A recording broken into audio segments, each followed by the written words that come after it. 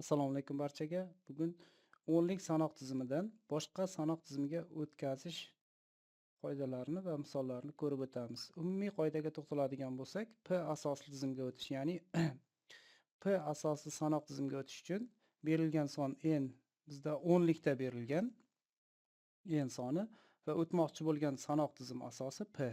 Masalan, bu yerda P ning joyida 2, 8, 16, 3 va hokazo sanoq tizimlari kelishi mumkin. Sonni o'sha o'tmoqchi bo'lgan sanoq tizim asosiga bo'lamiz. Ya'ni qoldiqli tarzda bo'lamiz, qoldiqni yozib olamiz. Bu yangi tizimdagi raqamlardan biri hisoblanadi. Chiqqan bo'linmani yana P soniga, ya'ni o'sha sanoq tizim asosiga bo'lamiz va bu jarayonda bo'linma 0 bo'lguncha qadamlarni takrorlaymiz ekan. Qoldiqlarni pastdan yuqoriga qarab teskari tartibda yozib oladigan bo'lsak, mana shu yangi sanoq tizimidagi son hosil bo'lar ekan. Endi bunga misol ko'rib o'tamiz. Birinchi misolimiz bu yerda xato yozilib ketibdi. Ya'ni 186 soni o'nlik sanoq tizimida berilgan. Buni ikkilikka o'tkazish qoidasini ko'rib ko'rsatilgan. Demak, birinchi ko'rinishda buni bunaqa shaklda mana bo'lib olingan. Ya'ni 186 ni 2 ga bo'lsak 93, 0 qoldiq qolyapti. 93 ni yana 2 ga bo'lamiz. 1 qoldiq qolyapti. 46 ni bo'linmani yana 2 ga bo'lamiz va 23 tadan 0 qoldiq qolyapti. Va bunda toki 0 bo'lguncha davom etkazamiz. Va bundan so'ng oxirgi bo'linma va qoldiqlarni ketma-ket tarzda yozamiz. Ya'ni mana bu yerda ko'rib turganimizdek 1 0 1 3 ta birimiz va 0 10 shaklda yozilgan. Endi bundan mana bu ikkinchi ko'rinishdagi misolda ikkinchi ko'rinishda ishlashimiz osonroq bo'ladi. Sababi bizda qoldiqlar aniq ko'rinib turar ekan. Ya'ni bu yerda 186 ni 2 ga bo'lganmiz.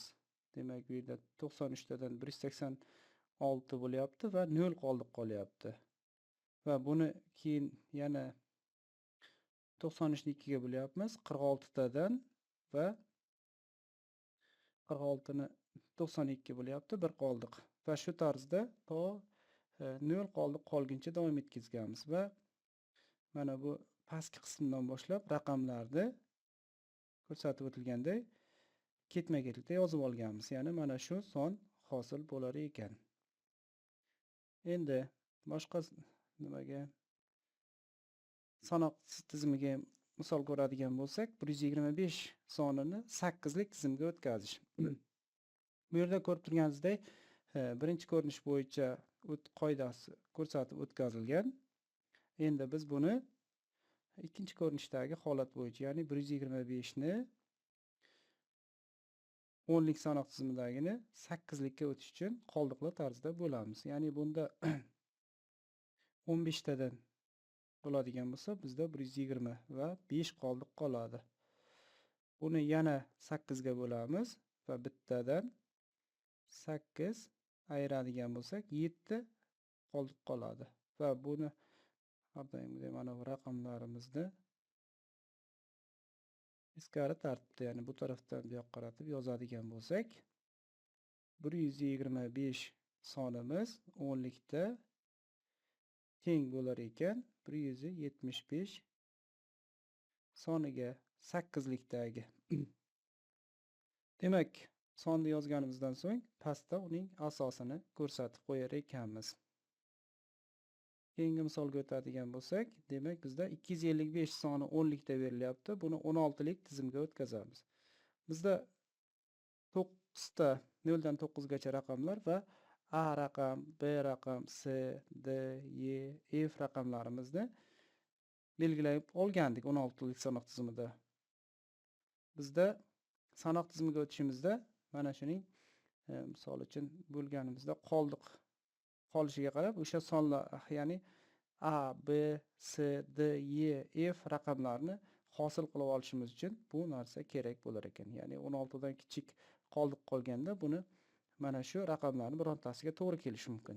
Misol uchun shu misoldagi 255 sonini 16 ga bo'ladigan bo'lsak, bu demak bu 15 tadan bo'ladi va bu 240 soni va buni ayiradigan bo'lsak 15.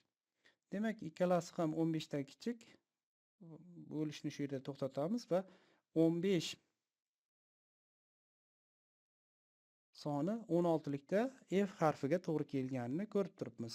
Ya'ni buning joyida demak bu degan bu F sifatida olamiz va buni ham F sifatida olamiz. Teskari tartibda yozsak, demak 255 o'nlik sanoq tizimida bu teng bo'lar ekan F bu demak 16 lik sanoq tizimidagi songa teng bo'layapti.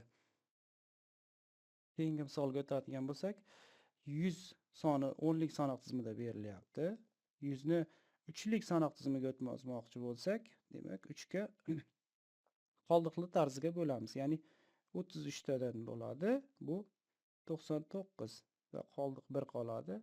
Buni yana 3 ga bo'ladigan bo'lsak, 11 tadan 33 qoldiq 0 va buni yana 3 ga bo'ladigan bo'lsak, buning ichida 3 tadan 9 qoldig'imiz 2 qoladi. 3 asosdan kichik bo'lishi uchun yana bir marta 3 ga bo'lamiz va bu bittadan 3 0 qoldiq qoladi. Endi raqamlarni ko'rib turganingizdek belgilab olamiz va buni o'sha qoida bo'yicha teskari tartibda yozamiz. Ya'ni 1 0 2 0 1 ko'rinishda yozamiz. Ya'ni bu 3 lik sanoq tizimidagi sonimiz ekan. Bunimiz demak 10 lik sanoq tizimimizdagi 100 soniga teng bo'lar ekan. Keyingi misolga o'tamiz. Kasr sonlarni 10 likdan boshqa asosga o'tkazish. Bu yerda qoida biroz boshqacha, lekin bajarilish tartibi oddiy. Kasr qismini bo'lish emas, ko'paytirish orqali o'tkazamiz. Umumiy qoidaga to'xtaladigan P asosli tizimga berilgan sonni o'tkazishimiz uchun demak o'sha kasr qismini to 0 bo'lguncha asosga ko'paytirar ekanmiz. Ya'ni buni misollarda ko'rib hozir ya'ni chuqurroq o'rganib olamiz. 625 ya'ni 0.625 soni berilgan. Buni ikkilik sanoq tizimiga o'tkazishimiz uchun bu yerda demak 625 ni bunaqangi shaklda yozib olsak ham bo'ladi. 0 qo'yib olamiz va 2 ga ko'paytiramiz. Ya'ni biz ikkilik sanoq tizimiga o'tayotganimiz uchun 2 ni qo'yib olamiz. 2 kere 5 10 ning 0 bir yotda, 4 tildagi bilan 5 va 2 kere 6 12. Bu yerga 1 butun qism bu tarafga o'tadi va 2 bu yoqda qoladi. Yana 2 ga ko'paytiradigan bo'lsak, 2 kere 0 0, 2 kere 5 10 ning 0 bir yotda, 4 tildagi bilan 5 ga oladigan bo'lsak, bu yoqda butun qismga o'tmadi 0. Va buni yana 2 ga ko'paytiradigan bo'lsak, 0 0 10 ning 0 biri bu tarafga o'tadi va ko'rib turganimizdek bizda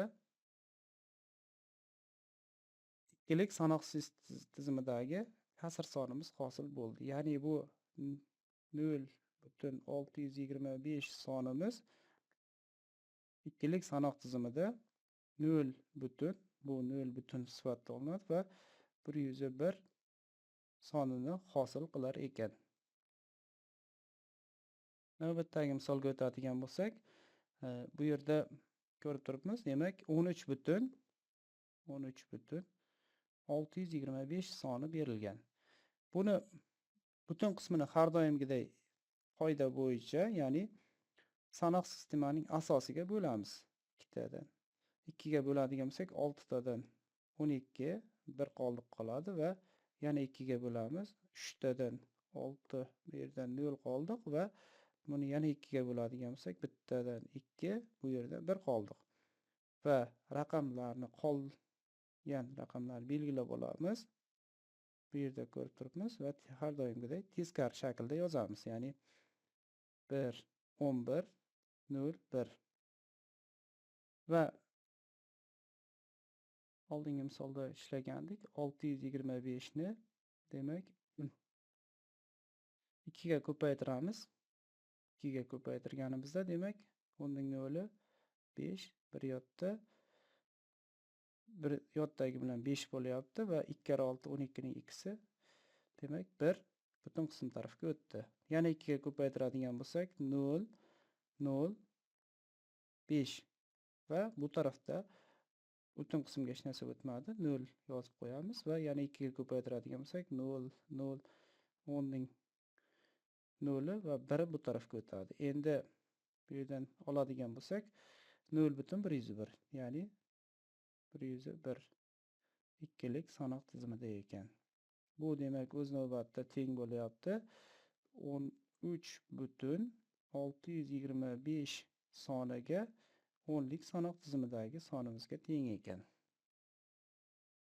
Navbatdagi misolga o'tadigan bo'lsak, bu yerda yana bitta narsani biz bilishimiz kerak. Har doim ham hamma kasrlar ham chiroyli chiqmaydi. Ya'ni ma'lum miqdorda yakunlanmaydi. Ya'ni cheksiz davom etadigan sonlarimiz ham bor. Misol uchun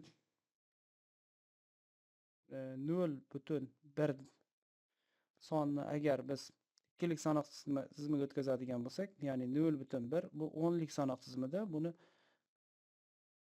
2 ga ko'paytiradigan bo'lsak, demak bu 2, bu yoqda 0, yana ko'paytiramiz 4, bu yana 0, 8, bu yana 0 va bu yerda 2 kare 8 16 ning 1 butun qismi bu tarafga o'tdi.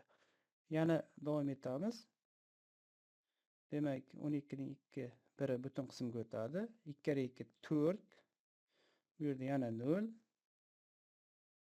Demak ko'paytiradigan bo'lsak 8 yana 0 va 6 bu yerda 1. Yana ko'paytiradigan bo'lsak 2 yana 1 shu tartibda ketyapti. Ya'ni bu cheksiz kasr shakliga kelib qoldi. Endi misolning shartiga qarab bizga nechta aniqlikgacha kerak bo'ladigan bo'lsa, o'shani yozib olamiz. Ya'ni 0 butun bizda demak 3 ta 0 olamiz va 11 0 0 11 shu tarzda davom etib ketaveramiz. Bizga qaysigacha 3 ta yoki 4 ta raqamdan so'ng yakunlashimiz mumkin. Misolning shartiga qarab olishimiz mumkin ekan. Bu 10lik sanoq tizimidagi misol uchun 1/3 ga ham o'xshashi mumkin. Misol uchun 0,3 davriy tarzda nima bo'lar ekan? Davom etib ketar ekan. Shunga o'xshash tarzda ekan.